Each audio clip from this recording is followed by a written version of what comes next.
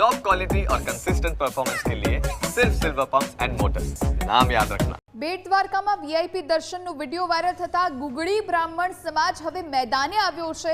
આગેવાન અજય વાયડાનું નિવેદન સામે આવ્યું। વાયરલ વિડીયોમાં કોઈ વાસ્તવિકતા નથી તેવું અજય વાયડાએ જણાવ્યું છે।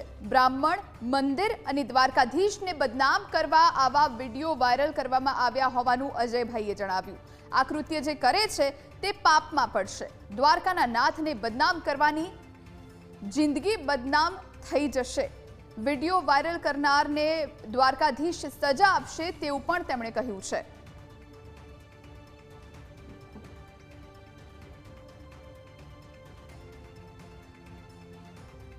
આ ટ્રસ્ટ 1966 માં બનેલું છે ત્યારે ડિસ્ટ્રિક્ટ કોર્ટમાં અમને ગુગળી બ્રાહ્મણોને કલમ નંબર 20 માં અમને જોડેલા છે કે બ્રાહ્મણો ગુગળી બ્રાહ્મણો મંદિરમાં પંડા તરીકે યાત્રિકોને દર્શન કરાવી અને તમે તમારો રોજગાર કમાશો। યાત્રિકો જે દક્ષિણા દેશે એમાં અમારા બ્રાહ્મણ પરિવારનો ગુજારો ચાલશે।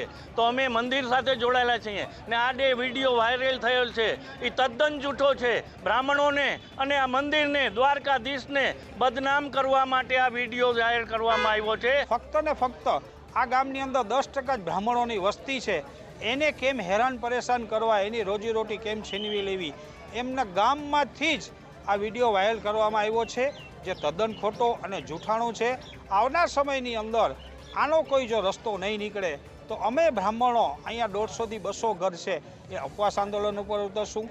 એનાથી પણ જો આગળ વિશેષ કાંઈ નહીં કરવામાં આવે તો ગાંધી ચિંતા માર્ગે આ અમે આંદોલન છે એ સતત ચાલુ રાખશું। અમારું એક સંગઠન છે આખા ભારત વર્ષનું પંડા પંચાયતીનું। તો ભારત વર્ષની અંદર જેટલા અમારા તીર્થો છે એ તીર્થોના બધાય પંડાને અહીંયા ભેગા કરી અને આને ઉજાગર કરશું કે આ તદ્દન ખોટો વિડીયો છે, ફક્ત પૈસા કમાવા માટે અને બ્રાહ્મણો બેટમાં રહીએ છે એના બદનામ કરવા માટેનો ષડયંત્ર છે।